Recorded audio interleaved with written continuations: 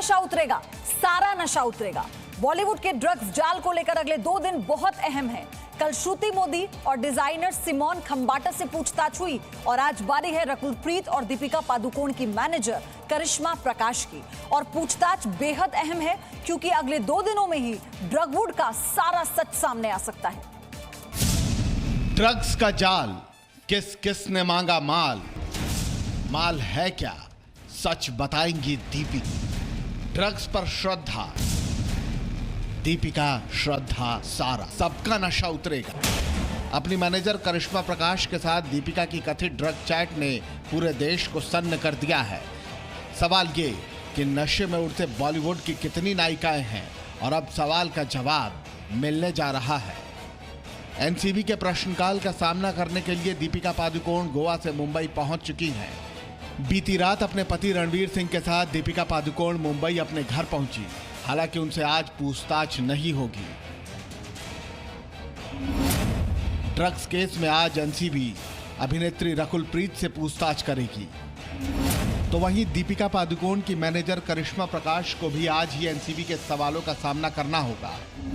जबकि दीपिका पादुकोण, सारा अली खान और श्रद्धा कपूर से एनसीबी 26 सितंबर यानी कल सवालों के जवाब मांगेगी।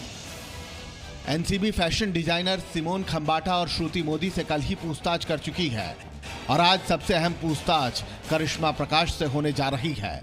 करिश्मा प्रकाश दीपिका पादुकोण की मैनेजर हैं और दोनों के बीच कथित ड्रग चैट वायरल हो चुकी है। ऐसे में करिश्मा प्रकाश का जवाब एनसीबी के लिए बेहद अहम होगा, क्योंकि ये पूछताछ शनिवार को दीपिका के लिए प्रश्नकाल मुश्किल बना सकते हैं। बॉलीवुड के नशा लोक पर एक और अहम पूछताछ आज रकुल प्रीत सिंह से होने वाली है। सूत्रों के मुताबिक रकुल प्रीत का नाम रिया चक्रवर्ती से पूछताछ में सामने आया है, जिसके बाद एनसीबी पहली बार रकुल प्रीत से पूछताछ करेगी और इनके जवाब ही देश को ये बताएंगे कि बॉलीवुड के नशा लोक की कितनी नायिकाएं हैं, क्योंकि बॉलीवुड अभिनेत्री शर्लिन चोपड़ा ने ड्रग्स गैंग से जुड़े कई और बड़े खुलासे किए हैं। शर्लिन चोपड़ा के मुताबिक ड्रग्स गैंग में बड़े बड़े और नाम आने अभी बाकी हैं। मुझे पूरी उम्मीद है कि आने वाले दिनों में, हफ्तों में एनसीबी उन तक भी पहुंचेगी एंड जब उनके नाम आएंगे सामने, कई लोगों को बहुत बड़ा झटका लगेगा। उनको लगेगा अरे ये तो मेरा फेवरेट हीरो है, अरे ये तो भाई है, अरे ये तो किंग है, अरे ये तो वो है, बादशाह है, ये है, वो है, ये कैसे हो सकता है? बिल्कुल हो सकता है। सुशांत सिंह राजपूत की मौत से शुरू हुई पड़ताल ने ड्रग्स के पाताल लोक का दरवाजा खोल दिया है। तो करिश्मा प्रकाश दीपिका पादुकोण की मैनेजर हैं और दीपिका के साथ अपने कथित ड्रग चैट की वजह से एनसीबी की रडार पर हैं। और ऐसे में आज करिश्मा के लिए एनसीबी का प्रश्नकाल कैसा हो सकता है, जी न्यूज आपके लिए उन सवालों की लिस्ट लेकर आया है। हम आपको बताते हैं कौन कौन से सवाल आज करिश्मा प्रकाश से पूछे जाएंगे। दीपिका को आप कब से जानते हैं? पहला सवाल, दीपिका के साथ ड्रग्स चैट पर क्या कहेंगी? क्या दीपिका ने आपसे ड्रग्स मांगा था? दीपिका ने आपसे कब कब ड्रग्स मांगा? दीपिका को आपने कितनी बार ड्रग्स दिया? क्या दीपिका ड्रग्स खुद इस्तेमाल करती थी? क्या दीपिका किसी और के लिए भी ड्रग्स मंगवाती थी? आप किस किस ड्रग पैडलर के संपर्क में थी? दीपिका के अलावा और किसी के लिए भी ड्रग्स मंगवाई है? क्या किसी पार्टी में आपने ड्रग्स इस्तेमाल होते देखा? कोको पार्टी में क्या हुआ था? नित्यानंद मेरे सहयोगी जुड़ चुके हैं मुंबई से हमारे साथ। देखिए, हमारे तमाम रिपोर्टर्स इस वक्त फील्ड में है। आपको हर खबर की विश्वसनीयता के, प्रामाणिकता के साथ जी न्यूज हमेशा से आपको जानकारी देता रहा है। आज क्योंकि रकुल प्रीत से, करिश्मा प्रकाश के साथ रकुल प्रीत से भी आज पूछताछ होनी है, तो उन्हीं के घर के बाहर नित्यानंद मौजूद है।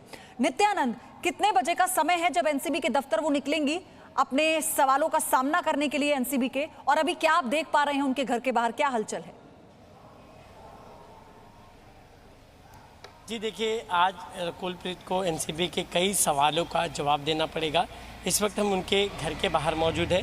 आपको बताते फिलहाल तो यहाँ शांति है, लेकिन जो हमें खबरें मिल रही है उसके मुताबिक तकरीबन 9 बजे के बाद यहाँ मूवमेंट हो सकता है, रकुल प्रीत जा सकती है, क्योंकि जिस तरीके से रिया से बातचीत के बाद ये बात सामने आई, रकुल प्रीत का जो नाम सामने आया था सूत्रों के हवाले जो हमें खबर आई थी, तो ऐसे में अब रकुल प्रीत कि रकुलप्रीत से तमाम सवाल किए जाएंगे। तमाम सवाल की लिस्ट जो है वो एनसीबी ने तैयार की है कि क्या आप ड्रग लेती थी, किससे लेती थी, कैसे लेती थी, किसे पे करती थी, कैसे जो है वो पे करती थी। कई सारे सवालों की लिस्ट जो कि बना कर रखी है, क्योंकि आप देख सकते हैं ये मामला शुरुआत हुआ था सुशांत सिंह की मौत से और अब ये ड्रग एंगल में पूरा मामला जा रहा है। और सबसे बड़ी बात यह है कि बॉलीवुड की जो रंगीनियाँ है उसके पीछे का काला सच अब ये उजागर हो रहा है। साथ ही साथ जो बड़े बड़े सबसे बड़ी बात यह नित्यानंद कि आज एनसीबी के सामने जब रकुलप्रीत पेश होंगी, उनके सवालों का सामना करेंगी, तो उससे ये तय होगा कि आने वाले समय में बॉलीवुड में अब और ये दायरा कितना बढ़ने वाला है और वो कौन से चेहरे हैं जो अभी बेनकाब होने बाकी हैं।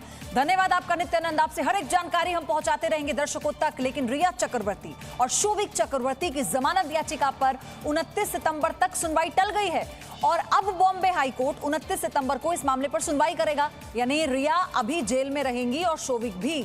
इसके अलावा रिया चक्रवर्ती और सिमोन खंबाटा की एक ड्रग्स चैट भी सामने आई है। रिया की नई ड्रग्स चैट में क्या है?